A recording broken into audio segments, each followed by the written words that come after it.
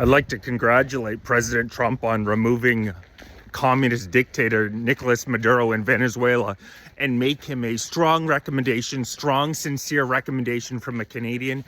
We need your help up here, Donald Trump. Please set your sights on Mr. Mark Carney right now. He may not have the same international reputation as Nicolas Maduro. He certainly doesn't have the same body count. He's only been our prime minister for 9 months.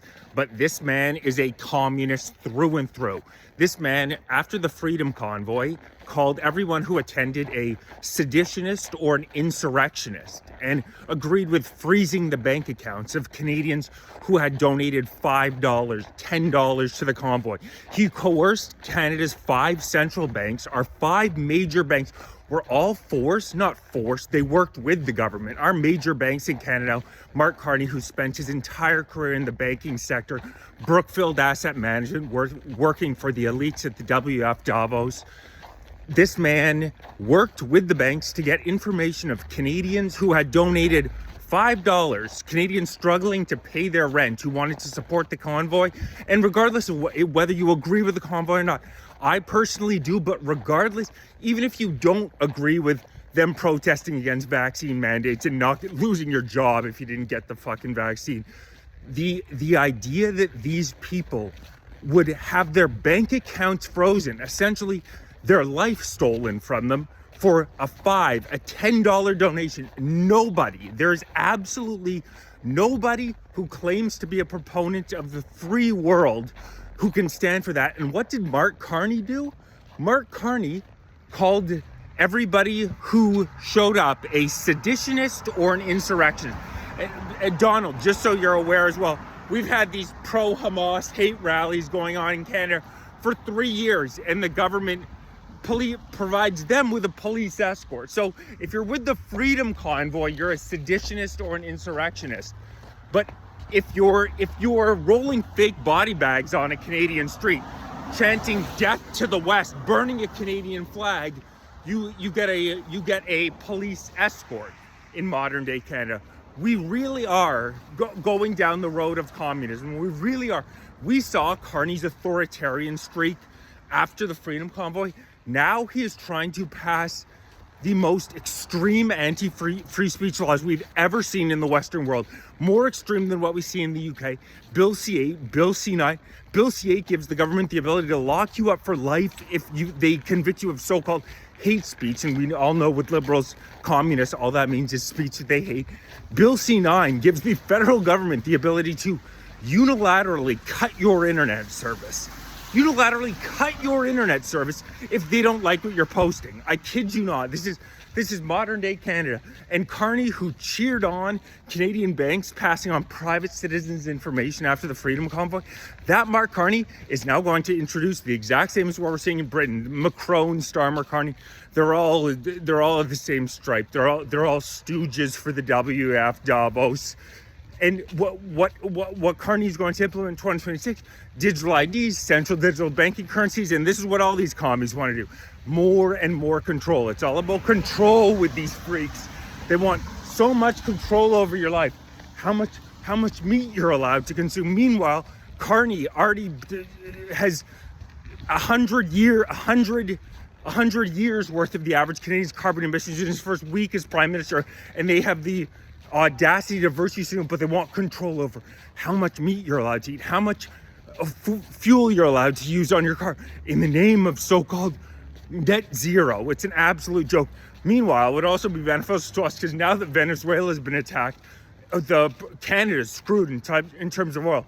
Now is literally the time as Canadians. We need to stand up and say, get rid of this net zero garbage. What's just happened in Venezuela is going to impact the markets so significantly that if Canada keeps up this charade of net zero that has handicapped the Canadian economy for the past 10 years. Past 10 years, GDP per capita, the United States of America are averaging 2% growth GDP per capita a year. Canada in total over that 10-year period, not per year, in total over that period, 0.2% GDP per capita growth, which is considered the best measure of how your average citizen is doing.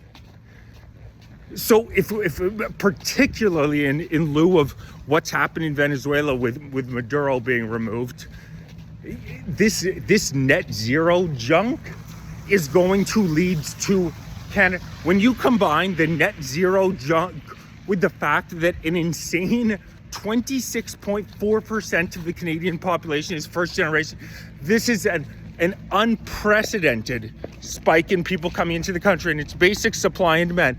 For the incredibly wealthy asset owners at Brookfield Asset Management, it's been fantastic. This immigration boom has been truly incredible. Brookfield's assets have nearly doubled since Trudeau was elected. So really, it's what Carney represents is an aristocracy that seeks to sell out the middle and lower classes in every Western world, treat you like a dog, and say democracy is a total sham. No, what these commies always do is they say, get in line with the net zero, all of our policies. Otherwise, you're a danger. You're a danger to our society. We need to lock you up. It's the communist playbook time and time again. So while Maduro certainly was the more well-known communist, and it's hilarious now on the CBC, CTV, barely any coverage. You watch these lefties now supporting Maduro. It's like, go look at a Venezuelan. Go look at somebody who actually lives in a communist country. They all want to get the F out. And that's why when they show up in Canada, and they see these far left morons teamed up with the caliphate, it's like, what the hell is going on here? Canada is going down such a dangerous road, straight to communism. The vast majority of the population is not aware of how bad things have gotten, but I have trust that Donald Trump and his administration would be aware. I mean, Maduro, how many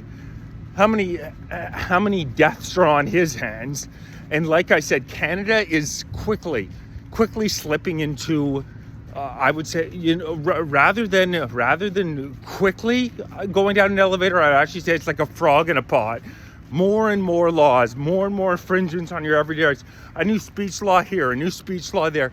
Bill C-63 they're introducing, which would see the creation of a digital safety commission, so-called digital safety commission, where another citizen can report you not for anything you've actually done, but report you if they believe you're likely to say something hateful in the future. I kid you not. So we're headed down a very dangerous path in Canada. I welcome Donald Trump, please, from one concerned Canadian citizen to an American president. I think many Canadians would welcome you as a freedom fighter. If you're interested in supporting, check out my Substack below. Really appreciate everybody who subscribes. New article coming out in the next day or two. Please like, share, subscribe, join, donate, grab some gear, become a member. Really appreciate everyone who supports.